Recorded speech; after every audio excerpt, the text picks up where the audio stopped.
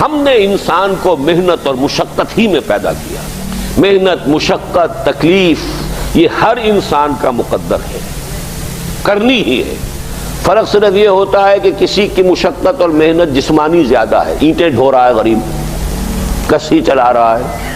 کسی کی محنت مشقت ذہنی زیادہ ہوتی ہے، بیٹھا ہوا تو ہے آرام کرسی پر، ریوالونگ چیئر ہے بڑی آرام دہ، لیکن اس کی جو ذہنی مشقت جو وہ کر رہا ہے. جو جسمانی مشقت کرتا ہے وہ رات کو پاؤں پھیلا کر سوتا ہے، چاہے روٹی بھی پوری نہ ملی ہو، لیکن اسے پتہ نہیں ہوتا رات کب گزر گئی. اور یہ دوسرے جو ہوتے ہیں انہیں رات کو بھی نیند نہیں آتی، مخملی گدیروں پر بھی نہیں آتی. انہیں ضرورت ہوتی ہے ہپنوٹکس کی بھی، سیڈیٹیوز کی بھی، ٹرینکولائزرز کی بھی، یہ ساری چیزیں وہاں چلتی ہیں، اس لیے کہ ان کی جو کوفت ہے وہ کسی اور قسم کی. لیکن بچا ہوا کوئی نہیں ہے. محنت، مشقت، قرآن نے اتنی قسمیں کھا کر اللہ نے کہا ہے. ہم نے انسان کو، یہاں کسی انسان کی تخصیص نہیں ہے. محنت، مشقت، اور اس محنت مشقت کے ساتھ اس میں غالب نے ایک اور رنگ داخل کیا ہے، اس کے ساتھ غم بھی. مثلا حیوان اور انسان میں کیا فرق ہے؟ بیل ہے، کولو چلا رہا ہے، مشقت تو وہ بھی کر رہا ہے. بار برداری کا اونٹ ہے، بوجھ ڈھو رہا ہے ادھر سے ادھر تک، محنت تو وہ بھی کر رہا ہے. انسان محنت بھی کرتا ہے، مزید اس کو رنج اور غم جو سابقہ اس کو پیش آتا ہے. بیل کو پتہ بھی نہیں ہوگا میری کو اولاد بھی ہے، نسل بھی ہے، وہ کوئی بیمار ہے، کس حال میں ہے. گائے کو بھی اپنے بچے کی خبر ہوگی، وہ چھوٹا سا جب ہے دودھ پیتا ہے، اس کے بعد اسے کیا پتا وہ کہاں گیا کہاں نہیں ہے. انسان کو جو تکلیفیں جھیلنی پڑتی ہیں، پھر جو غم جھیلنے پڑتے، وہ حیوان کے لیے نہیں ہے، یہ انسان کے لیے. اسی لیے کہا غالب نے کہ قید حیات و بند غم اصل میں دونوں ایک ہیں. موت سے پہلے آدمی غم سے نجات پائے کیوں؟ تو یہ مشقت اور غم دونوں کو شامل کر لیجئے. انسان کا معاملہ حیوان سے بدتر ہے اس پہلو سے. کبھی کسی بیل کو، اونٹ کو وہ صدمہ نہیں ہوا ہوگا کہ بیٹا نے سینے تان کر کہا ابا جان آپ چھوڑیے، آپ کیا باتیں کرتے ہیں، آپ دقیانوسی باتیں کرتے ہیں، اب زمانے کا رنگ بدل گیا. وہ جو بوڑھے باپ کو جو اس وقت صدمہ پہنچتا ہے، یہی ہے وہ جس پر میں نے اپنی جوانی کھپائی ہے، جس میں میں نے اپنے آپ کو انویسٹ کیا ہے. آج یہ میرے سامنے کھڑا ہو کر کیا کہہ رہا ہے. اور یہ تو میں نے بڑی ہلکی مثال دی ہے. گالیاں دینے والے بھی ہیں، ماں باپ کو قتل کرنے والے بھی ہیں. مرتا نہیں ہے بڈھا کہ یہ مرے تو مجھے یہ ساری جائیداد ملے اور مجھے آزادی حاصل ہو. اے انسان، تجھے مشقت پر مشقت جھیلتے ہوئے، محنت پر محنت کرتے ہوئے ہی آگے بڑھنا ہے، اور پھر اپنے رب کے حضور میں پیش ہونا ہے. یہ اور مصیبت ہے. کسی اونٹ اور کسی بیل سے محاسبہ نہیں ہے وہاں. اس روز کہے گا کافر کاش میں مٹی ہوتا، انسان بنا ہی نہ ہوتا میں، جسے آج ہم بہت بڑا شرف سمجھ رہے ہیں، شرف انسانیت. کاش کہ میں مٹی ہوں، یہ انسان کی حیثیت مجھے دی ہی نہ جاتی کہ میں آج یہاں کھڑا ہوں جواب دے کے. حضور نے فرمایا کل نفس یغدو فبائع نفسہ فموتقھا وموبقھا. ہر انسان جب صبح آنکھ کھلتی ہے، رات کے سونے تک وہ اپنے آپ کو بیچتا ہے. کوئی جسمانی مشقت اپنی بیچ رہا ہے، شام کو 100 روپے لے کر آیا ہے، اس نے اپنی جسمانی محنت بیچی ہے نا. کسی نے اپنی ذہنی محنت، ذہنی صلاحیت بیچی ہے، چاہے وہ ڈاکٹر ہے، چاہے انجینئر ہے، کوئی اور ہے، وہ اپنی ذہنی صلاحیت بیچ رہا ہے بیٹھا ہوا اپنے کلینک میں، اپنے آفس میں. بائع نفسہ، اپنے آپ کو بیچتا ہے. یہ بیچنا تو ہر ایک کا ہے، ہر شخص بیچ رہا ہے اپنے آپ کو. کوئی بدبخت وہ ہے جو یہ ساری مشقت جھیل کر بھی رات کو جہنم لے کر آیا ہے. کر مشقت بھی جھیلی اور لے کر بھی آیا آگ کے انگارے، اس لیے کہ حرام کاروبار کیا. کوئی وہ ہے جو اس مشقت کے بعد اپنے نفس کو جہنم کی آگ سے چھٹکارا دے کر آتا ہے. بیچا، جائز جگہ بیچا، جائز طریقے سے بیچا. بیچا اس نے بھی، محنت اس نے بھی کی، مشقت اس نے بھی کی، لیکن اس نے اپنی مشقت کے نتیجے میں اپنے آپ کو برباد کر لیا. تو جب آزمائش میں کوئی پڑے گا تو پتا چلے گا نا کہ کھرا ہے یا کھوٹا ہے. آزمائش میں نہیں آیا، امتحان میں نہیں آیا، کوئی تکلیف آئی نہیں، تو وہ کھرے اور کھوٹے گڑمڑ رہیں گے، ملے جلے رہیں گے. دودھ کا دودھ اور پانی کا پانی جدا نہیں ہوگا. کیا لوگوں نے یہ سمجھا تھا کہ وہ چھوٹ جائیں گے صرف یہ کہنے پر کہ ہم ایمان لے آئے اور انہیں آزمایا نہ جائے گا؟ ہم نے تو آزمایا ہے ان سب کو جو ان سے پہلے آئے. تو یہ تو یوں سمجھیے کہ اس راستے کا ایک مستقل معاملہ ہے. جو آئے سوچ سمجھ کر آئے کہ یہ شہادت گاہ الفت میں قدم رکھنا ہے. لوگ آسان سمجھتے ہیں مسلمان ہونا. جس نے کہا آمنت باللہ، ہم نے آزما لیا. سچ مچ کا یہ ہم پر ایمان کا دعوے دار ہے یا جھوٹ موٹ کا دعویٰ کر رہا ہے؟ یہ سچ مچ کا عاشق ہے یا جھوٹ موٹ کا عاشق ہے؟ ظاہر بات ہے کہ امتحان نہ ہو، آزمائش نہ ہو تو کیسے ان کے مابین تمیز ہوگی؟ کہہ تو دیا سب نے آمنت باللہ. اب ذرا تھوڑی دیر کے لیے ہم بھی اپنے گریبانوں میں جھانکے. ہم بھی کہتے ہیں نا اللہ کا، ہمارا ایمان ہے اللہ پر، آخرت پر، رسول کا عشق کا بھی دعویٰ ہے. اور جب نعتیں ہم سنتے ہیں تو بڑے جھومتے ہیں، لیکن یہ کہ واقعتاً آدمی جھانکے اپنے قلب کی گہرائیوں میں کہ یہ ہم کتنے کچھ سچے ہیں اپنے اس دعویٰ ایمان. جہاں کوئی معاملہ آیا، اگر ہم اس دین کے اس حکم پر عمل کرتے ہیں تو اتنا نقصان ہوتا ہے، اس حکم کو پیچھے ڈال دیں تو اتنا نفع ہوتا ہے. سچ بتائیے کہ ہم میں سے اکثریت کا فیصلہ کس بات کی طرف جائے گا؟ دین کا حکم پس پشت، دنیاوی مفاد وہ مقدم.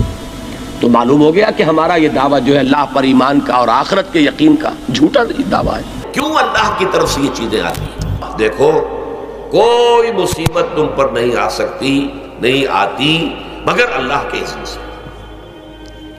وَمَن يُؤْمِن بِاللَّهِ، اور جو شخص اللہ پر ایمان رکھتا ہو، یہدِ قلبہ، اللہ اس کے دل کو ہدایت دے دیتا ہے، اس کے دل کو سکون عطا کر دیتا ہے، وہ راضی برضائے رب ہو جاتا ہے، اس میں شکوہ نہیں رہتا، اس میں شکایت نہیں ہوتی، اس میں تلخی نہیں ہوتی. کیوں ہو گیا، کیسے ہو گیا، کیوں ہو گیا، نہیں ہونا چاہیے، نہیں دیتے. یہ سارا جو پیچ آدمی کھاتا رہتا ہے نا اندر ہی اندر، وہ جو پیچ کھا رہا ہے، یہ سب پیچ سے نجات نہیں گئی. پہلی بات یہ کہ یہ اللہ کی طرف سے آزمائش کے طور پر آتی ہے. آزمائش، میرا بندہ اس پر صبر کرتا ہے یا نہیں، یا میرے خلاف بکواس کرنے پر آمادہ ہو جاتا ہے. اللہ تو ایسا ہے، اللہ نے تو ہم پر کبھی کرم کیا ہی نہیں ہے، اللہ تو ظالم، معاذ اللہ معاذ اللہ معاذ اللہ. کہیں ایسا تو نہیں، میرا بندہ جو ہے تکلیف کو جھیلتا ہے میری وجہ سے، یہ سمجھ کے کہ اللہ کی طرف سے آئی. یہ سب جو ہے یہ بہت بڑی کامیابی ہے اگر انسان کو حاصل ہو جائے. اور اس صبر کے نتیجے میں دو اور باتیں پیدا ہوتی ہیں. یہ مضامین علیحدہ علیحدہ دروس کے اندر آتے رہے ہیں، لیکن آج ایک نئے عنوان کے تحت جمع ہو کر آ رہے ہیں. پہلی بات یہ ہوتی ہے کہ یہ امتحان کا نتیجہ کیا نکلتا ہے کہ آپ نے ایک امتحان پاس کیا تو آپ کے اگلے درجے میں ترقی ہو جاتی ہے. 5ویں کا امتحان پاس کر لیا نا تو 6ٹھی میں جائیں گے، اب 6ٹھی کا امتحان پاس کریں گے تو 7ویں میں جائیں گے، 7ویں کا پاس کریں گے تو 8ویں میں. درجہ بدرجہ انسان کی دینی، ایمانی اور روحانی ترقی کا ذریعہ یہ آزمائش میں ہے. جتنا اس میں صبر ہوگا، جتنا اس میں تسلیم و رضا جو ہے آپ حاصل کرتے جائیں گے تو آپ کے درجے بلند ہوتے چلے جائیں گے. آپ کا امتحان کڑے سے کڑا آئے گا، بڑے سے بڑا آئے گا، مشکل سے مشکل تر آئے گا. ایک وقت میں ایم اے کا امتحان بھی آپ کو دینا ہوگا، ایک وقت میں ہو سکتا ہے پی ایچ ڈی کے لیے تھیسس آپ لکھیں، پھر اس کے اوپر جو ہے ٹیم بیٹھی ہوئی اور آپ سے وہ بحث کرے، جرا کرے آپ سے، وہ بھی کرنا ہوگا. لیکن یہ کہ اگر پرائمری ہی میں فیل ہو گئے تو اس کا سوال ہی پیدا نہیں ہوتا کہ کبھی آپ ایم اے کا یا پی ایچ ڈی کا تھیسس بھی لکھیں.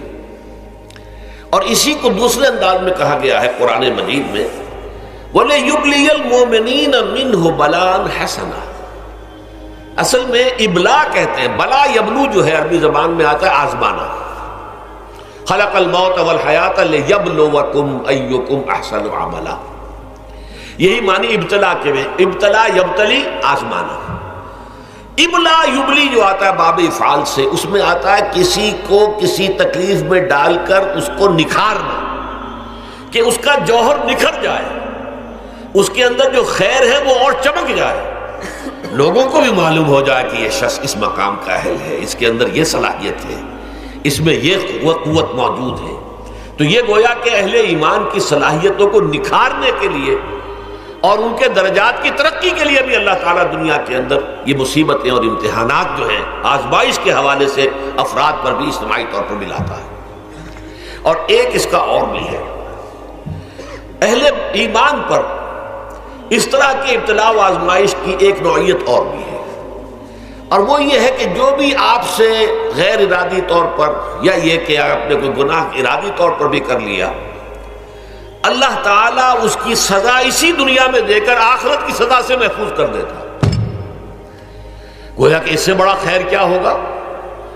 یہاں کی سزا کیا ہے؟ جھیل لی آپ نے، بخار آ گیا، ٹانگ ٹوٹ گئی، چلیے 3 مہینے آپ بستر پر پڑے رہے نا، اور کیا ہوا؟ کچھ نہیں.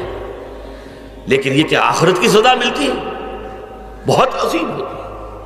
لہذا کفارہ بناتا ہے اللہ تعالیٰ گناہ، ان جو بھی گناہ ہو گئے ہیں، غلطیاں ہو گئی ہیں، ان کا کفارہ اللہ تعالیٰ بندہ مومن کے لیے. حضور کی ایک حدیث ہے، اس کا متن مجھے اس وقت یاد نہیں ہے، کہ مومن کا معاملہ عجیب ہے، اسے کوئی تکلیف پہنچتی ہے صبر کرتا ہے، وہ اس کے گناہوں کا کفارہ بن جاتا ہے، اور اگر کوئی خوبی ملتی ہے تو اللہ تعالیٰ کا شکر ادا کرتا ہے، اس کے درجات بلند ہو جاتے ہیں۔ تو یہ معاملہ جو ہے اللہ تعالیٰ کی طرف سے بندہ مومن کے حق میں خیر، کہ در حقیقت اس کے ان گناہوں کی پاداش کہ جو اس نے یہاں کر لیے ہیں یہی دنیا میں دے کر دھو دیا جائے، پاک کر دیا جائے۔